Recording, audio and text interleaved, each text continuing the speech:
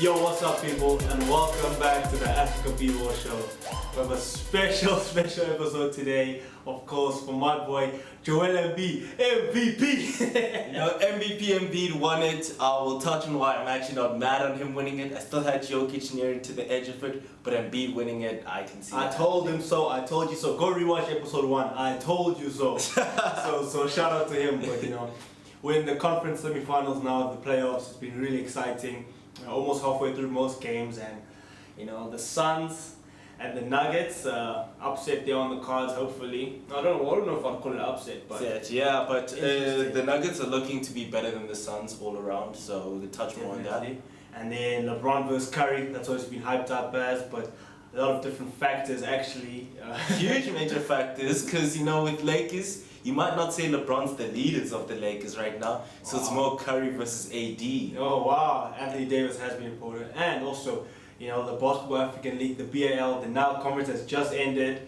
Cape Town Tigers scraped through to make it to the playoffs. The last game that they recently just played was the decider, and they managed to break through and get the W, so I'm pleased. And new champions have been crowned there, and we'll touch on that in a bit. But let's get into it. The Suns versus the Nuggets. We did say it was going to be a big game. Huge one. The winner of this potentially might be the NBA champion, I said. I also see that happening. The Nuggets are looking very powerful. KD and Booker recently balled that recent game. Crazy. They combined for 86 points together, Devin Booker, I told you he was the main man, the face of the franchise. He dropped 47 points in that game. Booker in this playoff series has like 37 points he's averaging, which is absolutely absurd. I would say right now that Booker is actually the best shooting guard in the league. The way he's so efficient in scoring, he's first in transition points, first off the mid-range, first off points on the drive, first on isolation points, and first points on pull-up. So the way he scores is so diverse and is actually scary. But I still don't see them making it through the Nuggets, because they only really utilize KD and Booker. And when KD isn't performing as well, they will lose. But they actually are looking a bit better without Chris Paul. Sorry to you Chris Paul fans. They're Cameron Payne, not doing the scoring or anything, but he has been pulling up, making it faster, more fluid. Yeah, he did. It was very impactful that he did in that game. Yeah. But also the Nuggets low-key threw away the recent game. Jamal Murray and Jokic were going for the first 3 quarters, then Jamal Murray shot for like 1 for 6 in the fourth quarter. Yeah, so they absolutely lost it towards the end. Jokic 39 points in game 1. Yeah. Murray 34 points in game 2, when they were winning. And my stat hurts, man. I used to say that Jokic undefeated with the triple-double, but he dropped 30 points, 17 rebounds, 17 assists in game 3, but they lost the game. That's the first time this has been recorded by a center in the playoffs, so big ups to my man Jokic. And they lost, that's what I'm going to say. But what's also scary is that, Jokic was the 41st pick in his draft in 2014, but someone who was the first pick in their draft, DeAndre Ayton, who has people like Luka Doncic in their draft, Trae Young, even people like SGA when they drafted, I think, Mikal Bridges. But DeAndre Ayton is useless, man. I always ask myself, what is he good at? Because he's really regressed. Yeah.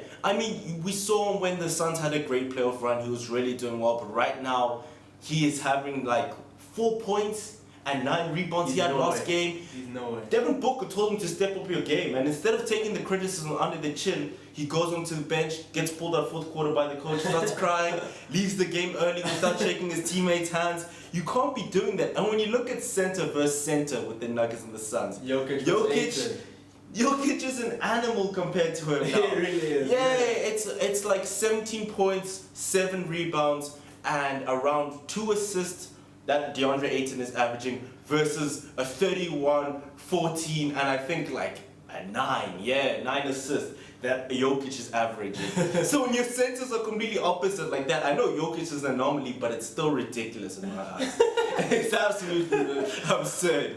Wow. Well, yeah, it is going to be tense. I think the depth of both teams is really going to show who gets over the line for this one. But I still say the winner of this will probably be the NBA champion, I think, but if the Nuggets go through, I'll have to change because of my anti-Jokic agenda.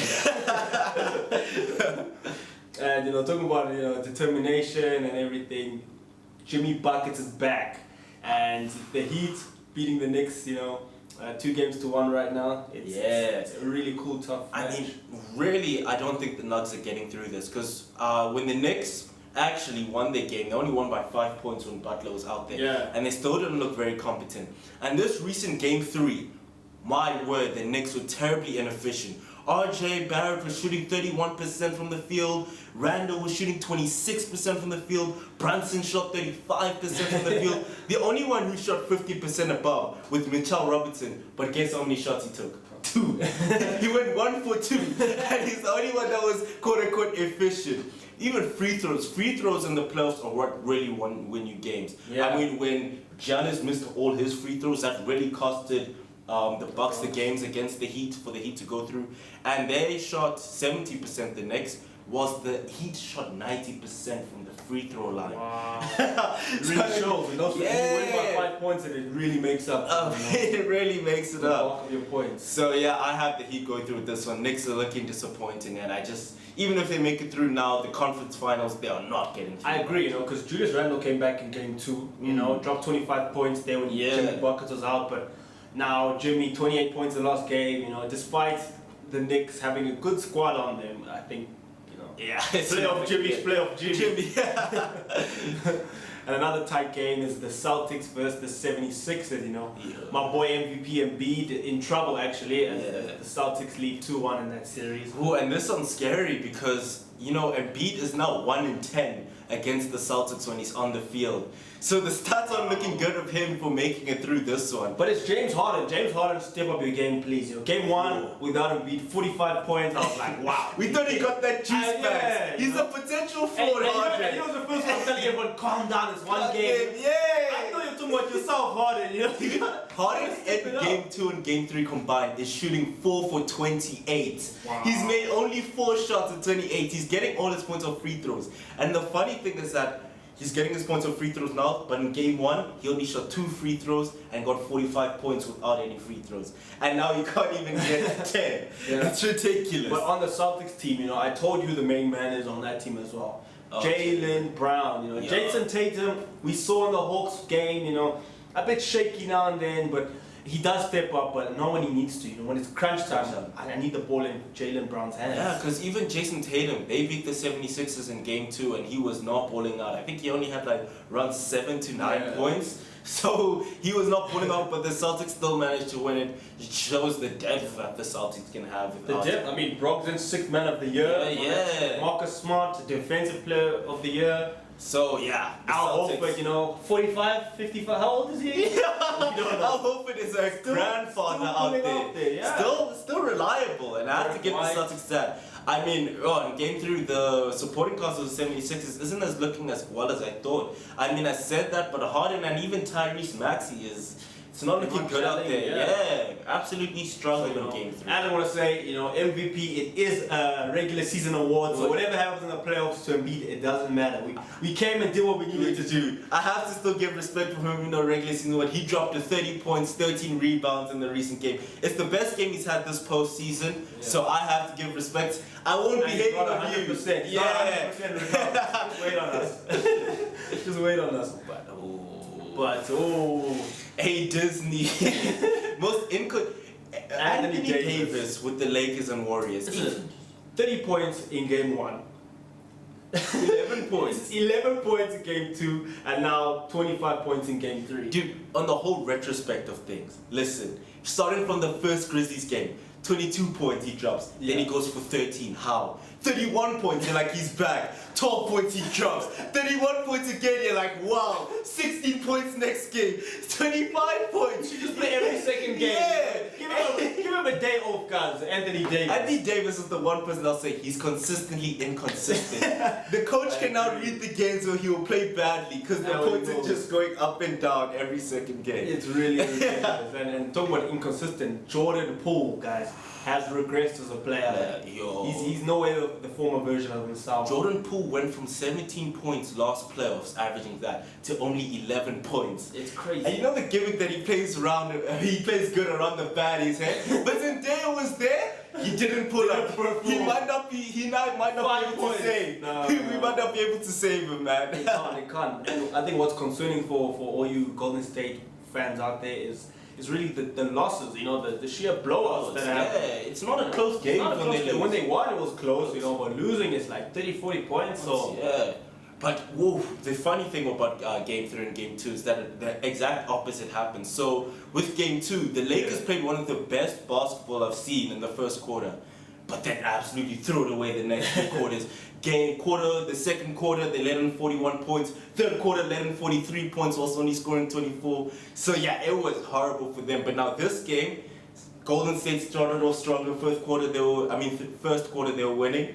After that, completely dropped off. Lakers pull up, benched all their players. Yeah, they gave up towards the end. D-Russ, deloading, finally turning up again, and also inconsistent, but we'll see where that goes. Lakers up 2-1. Interesting. So very close games, all around in the playoffs. We'll see, the next week or so who comes out on top, who gets the finals. It's really, really interesting playoffs. Yeah, but now speaking about this guy's process, go along. Trust the process. Trust the process. And I was there. So I put you on 2017. I was like, hey, Embiid. 76ers, we were when Ben Simmons was there. Ben Simmons had all the hype. Is Ben Simmons still in the NBA? I don't know yet. No one knows what's happening with him in the Nets, man. I don't know, but really, Joel Embiid, Cameroonian native. Shout out to him. Only started playing basketball as a teenager. He was a soccer prospect. Started at 15 playing basketball. That's crazy. Absurd. 33 points averaging in the regular season. It's his second straight scoring title. Averaging 10 rebounds, just over 4 assists. That's his career high. He did everything he needed to do. People say that because Jokic was going for his three-peat, that was just a here you go award. There you go. But I really do believe he deserves it. He deserved it last season, and he deserves it this one. I know he'll come with these spreadsheets, underlying stats, guys, plus, minus, true shooting, but no one. Embiid has that dog in him. Let me put my Jokic agenda aside and let me give Embiid his props. I mean, even with Jokic and the Nuggets in the last 17 games of the regular season, because you could be considered recency bias. I mean, Jokic is balling out in the playoffs now, so we do think it should be MVP, but it's a regular season award. Last 17 games in the regular season, Nuggets won 7 out of 10. They lost 10. And in those games, they won on a 5-game losing streak, losing to games like Raptors, Bulls, Spurs, not very good teams. Jokic sat out in the last 5, he wasn't performing like that. So yeah, Joel Embiid, he was top 10 in rebounds per game, points per game, and blocks per game. So yeah, he got his MVP. And everyone else thinks too, because he got 73 first place votes. Jokic got 15, Giannis got 12. So he really deserved it. And he's the second winner from Africa, after Hakeem Olajuwon for the Houston Rockets in 1994. I remember watching Hakeem Olajuwon back in the day. But we've seen his highlights. A monster, the one man from Nigeria, and also he's the first 76er since AI. Not artificial intelligence. And also, I gotta give him props as well. He got 30 points, as you said, and 10 rebounds. No one has had that or averaged that since 1976 when the NBA merger happened with the ABA. Wow. So in the regular what NBA is today, no one has ever seen that stat line come out. So crazy. Gotta give him props, man. Well deserved Embiid, shout out to you. I was there from day one. Still carrying on with the African theme, The BAL, the Nile conference just ended. An exciting Nile conference is very interesting out there, man. Shout out to the Nile champions, Petro de Luanda. They won all 5 games, top of the standings. Nile conference was actually pretty stacked because Al Hilal won 4 games, and in the Sahara conference, no one even touched 4 games. It was all 3-2s out there. 3 wins, 2 losses, except for the team in last who only had 5 losses. But yeah, in the Sahara conference, it was much more on goal difference that they work with to who would win. But in the Nile conference, it was very tight. Very, very tight. The 4 teams that went through, Luanda, as we said, Cape Town Tigers managed to scrape through. They beat the City Oilers in a nail-biting game, and they finished 4th in the standings. And Cape Town Tigers, Dwayne Wade went to go watch their game when Zaya Wade dropped 17 points. Unfortunately, they lost the game that Dwayne Wade went, but it brought a lot of media and a lot of interest to the Cape Town Tigers. But also, Cape Town Tigers, when they beat the City Oilers to 80-7, Michael Benager drops 18 points, 5 assists, 8 rebounds, and he shot 4 3-pointers on 7 attempts, which is absurd efficiency, I Yeah. would say. You got Fernando Jones on the City Oilers, who dropped 27 points, 8 rebounds, and he shot 56%. So he was trying for the City Oilers, Yeah. but they just could not get that win, man. And Al Ahly went through, Beira went through, and you know the BAL playoffs start on the 21st of May. We're so excited, you know, and it's really going to be tense and tough. Cape Town Tigers actually opened up the playoff games for facing Steady Milan, so make sure you catch that one. Yeah. No, very, very interesting. We're so excited for that. And yeah, thank you so much, guys, for tuning into another episode. You know, we really appreciate all your support again. A big shout out to Gareth the Force as well for the Xbox. You know, we hope you're enjoying it. We certainly are. We're missing it, but you know, congrats to you. And guys, stay tuned for more prizes to be won, more giveaways, more merchandise available. And you know, follow us on Instagram, TikTok, Twitter, at Africa B-Ball, YouTube, Africa B-Ball Show. And thank you so much. Thank you, everyone.